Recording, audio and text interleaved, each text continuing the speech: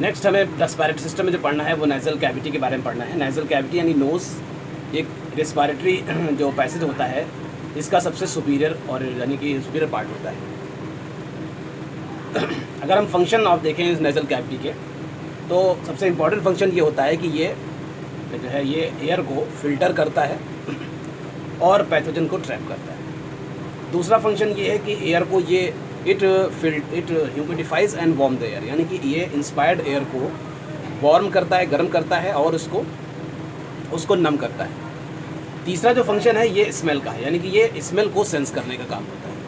और चौथा काम ड्रेनेज का है, यानी कि ये जो है डिफरेंट जो पैरानेजल साइनसेस होते हैं उनसे डिफरेंट जो है चीज़ों का जो है डिफरेंट जो सब्सटेंस वहाँ से होते हैं उनको ड्रेनेज करता है। और नाइजोलैक्राइमल डक्ट का जो है ये ड्रेनेज करता है, टीयर्स का ड्रेनेज करता है। तो ये इंपॉर्टेंट फंक्शन हो गए नेज़ल कैविटी के। इसीलिए फंक्शनली हम इसको 3 पार्ट में डिवाइड करते हैं। एक पार्ट सबसे सुपीरियरली जो प्रेजेंट होता है एंट्री ऑफ द जो एक्सटर्नल नेयर्स जहाँ पे खुलते हैं, सुपीरियर जो बहुत ही अंटीरियर पार्ट होता है जिसको हम वेस्टिब्यूल कहते हैं, ये स्किन से कवर्ड रहता है, यहाँ पर हेयर्स प्रेजेंट होते हैं और यही वो पार्ट है जो पैथोजन या जो है फॉरेन पार्टिकल को ट्रैप करते हैं। दूसरा पार्ट जो है ये बड़ा पार्ट है जिसको हम रेस्पिरेटरी पार्ट कहते हैं।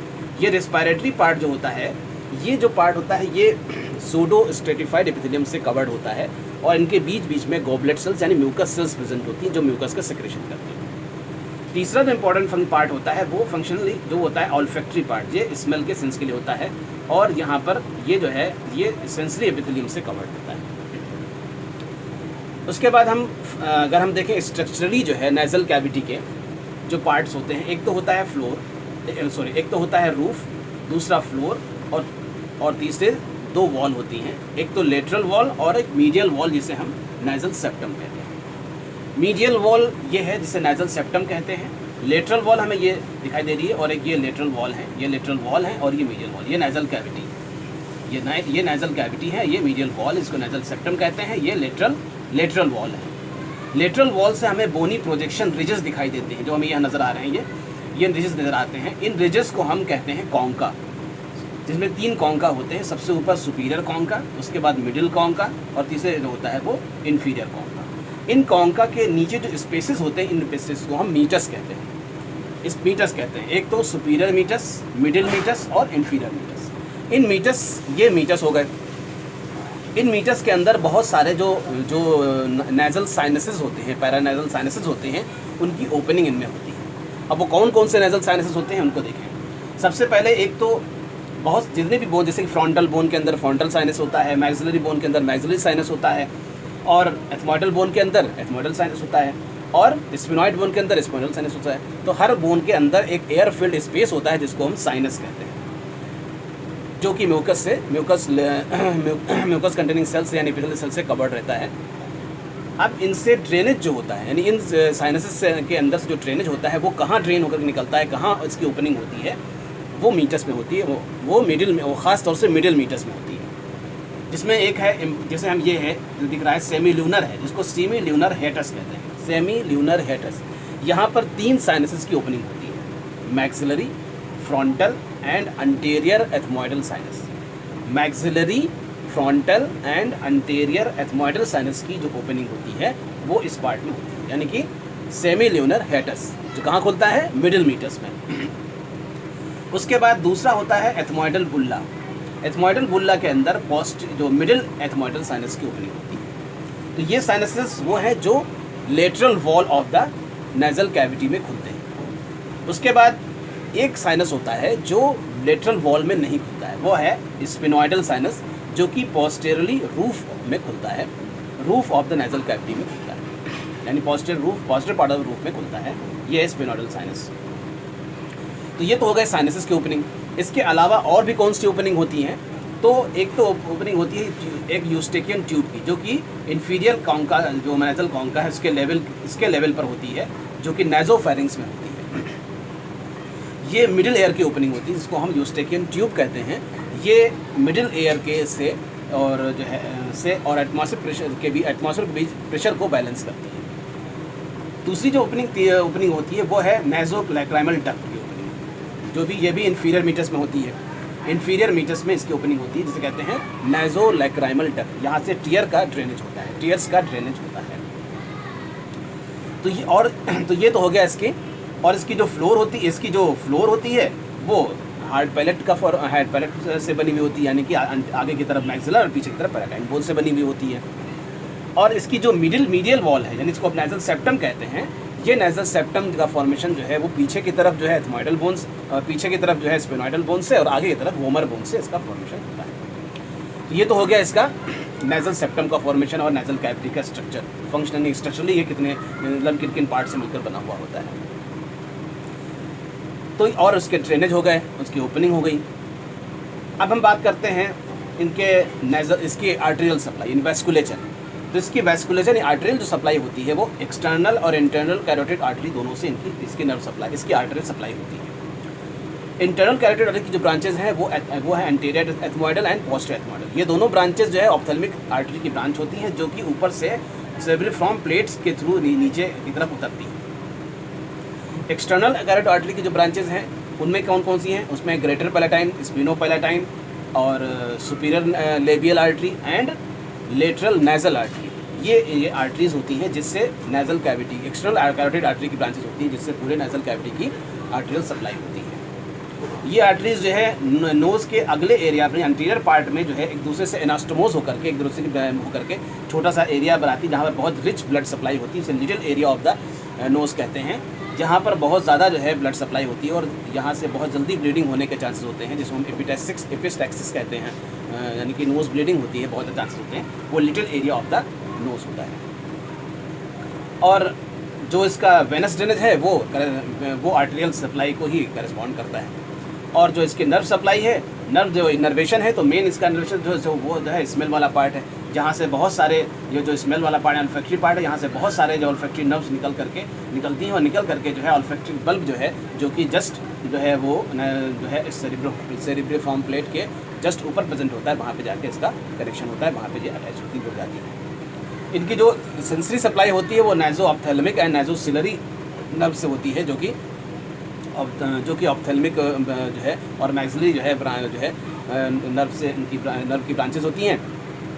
और इनका जो नोज़ की स्किन है, इसकी जो सप्लाई होती है वो ट्राइजेमाइनल नर्व से होती है। तो इस तरह से ये इसका इनर्वेशन हो गया। तो इस तरह से ये कंप्लीट हो गई anatomy of the nasal cavity, यानी नोज़ की एनाटॉमी, जो कि नेजल कैविटी का सबसे इम्पॉर्टेंट जो है पार्ट है और सबसे सुपीरियर पार्ट होता है।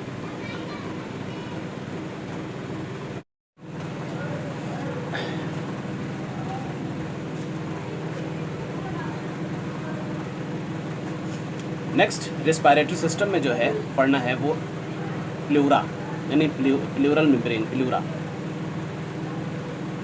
प्लूरा ये स्क्वामस एपिथेलियम की बनी हुई लेयर्स होती हैं, जो दो होती हैं और दोनों लंग्स को ये कवर करती हैं। इनको मीजोथेलियम भी कहा जाता है। जो प्लूरा होती हैं, ये इनके दो पार्ट होते हैं। एक होती है पैराइटल प्लूरा जो हमने यहाँ ब्लू से बनाई है, पैराइटल प्लूरा, और दूसरी है विसरल प्लूरा। ये दोनों प्लूरा जो होती हैं ये एक दूसरे से कॉन्टिन्यू होती हैं हाइलम पर। हाइलम वो जगह होती है जहाँ से लंग्स के अंदर और बाहर डिफरेंट स्ट्रक्चर्स इंटर करते हैं या एग्जिट करते हैं। उस जगह पर ये दोनों प्लूरा आपस में एक दूसरे से जुड़ी हुई होती है। पैराइटल प्लूरा जो होती है ये इंटरनल जो है wall of the thoracic cavity को कवर करती है, और जो विसरल प्लूरा होती है ये लंग्स को कवर करती है। लंग्स पर इसकी कवरिंग होती है, लंग्स से ये चिपकी हुई होती है। पैराइटल प्लूरा जो होती है, पैराइटल प्लूरा के कई पार्ट होते हैं, जैसे एक तो मीडियस्टाइनल पार्ट जो कि lateral part of the mediastinum cover करता है। दूसरा सर्वाइकल पार्ट जो कि इनलेट ऑफ द नेक की तरफ एक्सटेंड करता है। दूसरा कॉस्टल प्लूरा होती है जो कि रिब्स, यानी कि ribs internal surface of the ribs है, कॉस्टल कार्टिलेज है, इंटरनल कॉस्टल मसल है, इनको कवर करती है। और दूसरी डायफ्रामिक प्लूरा है जो डायफ्राम को कवर करती है। तो ये पैराइटल प्लूरा के डिफरेंट पार्ट्स हैं, cervical part, mediastinal part, costal part and diaphragmatic part, जो डिफरेंट पार्ट्स को ये कवर करती है। विसरल प्लूरा जो है ये लंग्स को कवर करती है, लंग्स के ऊपर पूरी चिपकी भी होती है, लंग्स को कवर करती है और लंग्स के जो डिफरेंट जो लोब्स हैं उनके बीच में इंटरप्रेस होती है। और ये दोनों प्लूरा एक दूसरे से कंटिन्यू होती हैं हाइलम पर, मोराइम पर दोनों दूसरे से कंटिन्यू होती हैं। इन प्लूरा के बीच में जो स्पेस होता है इसको हम प्लूरल कैविटी कहते हैं।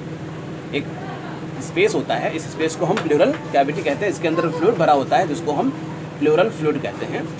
ये फ्लूइड जो है ये दोनों लेयर्स को ल्यूब्रिकेट करती है ताकि आसानी से इसका मूवमेंट हो सके, और ये सरफेस टेंशन को भी बढ़ाती है ताकि जब पैराइटल प्लूरा मूव करती है तो उसके साथ साथ चिपकी हुई विसरल प्लूरा भी मूव करती है, जिससे पूरे लंग्स यानी कि जब थोरेसिक कैविटी का एक्सपेंशन होता है तो लंग्स का भी एक्सपेंशन हो जाता है। यानी थोरेसिक कैविटी जब एक्सपैंड करती है जो है फैलती है तो थोरेसिक कैविटी के साथ पैराइटल प्लूरा जो एक्सपेंड करती है, पैराइटल प्लूरा के साथ जो अटैच होती है विसरल प्लूरा बीच में फ्लूइड की वजह से, तो वो भी साथ में एक्सपैंड हो जाती है। तो ये फ्लूइड जो है एक सरफेस टेंशन क्रिएट करता है जो कि दोनों मेम्ब्रेन एक साथ जो है वो एक्सपैंड होती है थोरेसिक कैविटी के साथ। तो ये हो गया विसरल, ये जो है वो पैराइटल एंड विसरल प्लूरा के बारे में हो गया। और दोनों इस जो इनके बीच कुछ यानी इस प्लूरा के बीच कुछ रेसेस भी होते हैं, स्पेसेस होते हैं, जैसे कॉस्टो डायफ्रामिक रेसेस होता है जो कॉस्टल प्लूरा और डायफ्रामिक प्लूरा के बीच में होता है, और कॉस्टो मीडियस्टाइनल जो है स्पेस होता है जो कॉस्टल प्लूरा और मीडियस्टाइनल प्लूरा के बीच में होता है। तो ये स्पेसेस हैं जहाँ पर फ्लूइड का कलेक्शन होने के चांसेस होते हैं, जैसे कि प्लूरल इफ्यूजन वगैरह होता है, वहाँ पे फ्लूइड का कलेक्शन होता है। इसकी जो अगर हम इनर्वेशन देखें तो जो पैराइटल प्लूरा होता है ये सेंसरी होती है। Parietal pleura sensory, temperature, touch, pressure इसके लिए सेंसरी होती है। प्रेशर इनके लिए वो ये पार्ट जो है ये सेंसरी होता है। इसकी जो सप्लाई होती है वो इंटरकॉस्टल नर्व और फ्रेनिक नर्व के थ्रू इसकी सप्लाई होती है। इन जो विसरल प्लूरा होती है ये टच, टेम्परेचर एंड प्रेशर के लिए सेंसरी नहीं होती है, ये सिर्फ स्ट्रेच रिसेप्टर्स होते हैं। यानी कि ये सिर्फ स्ट्रेच रिसेप्टर, यानी जब जो है इन्फ्लेशन होता है, फैलाव होता है, तो उससे जो सेंसरी जो है रिस्पॉन्स जो रिसीव करने वाले जो रिसेप्टर्स होते हैं वो स्ट्रेच रिसेप्टर्स कहलाते हैं, वो विसरल प्लूरा में प्रेजेंट होते हैं। इनकी जो सप्लाई होती है वो ऑटोनोमिक नर्वस सिस्टम के जो है वो से होती है, ऑटोनोमिक नर्वस सिस्टम के थ्रू इनकी सप्लाई होती है। और इसके अलावा जो इनकी जो आर्टेरियल सप्लाई होती है वो ब्रोंकियल आर्टरी के थ्रू होती है, और ब्रोंकियल आर्टरी जो है वो डिसेंडिंग आर्टरी के थ्रू से डायरेक्ट जो है डांस से निकलती हैं, जो ब्रोंकियल आर्टरी होती हैं जो लंग्स को सप्लाई करती हैं, और ड्रेनेज ब्रोंकियल वेन के थ्रू होता है। तो इस तरह से ये इसका आर्टेरियल सप्लाई भी हो गया और ड्रेनेज भी हो गया। तो ये हो गया प्लूरा के बारे में।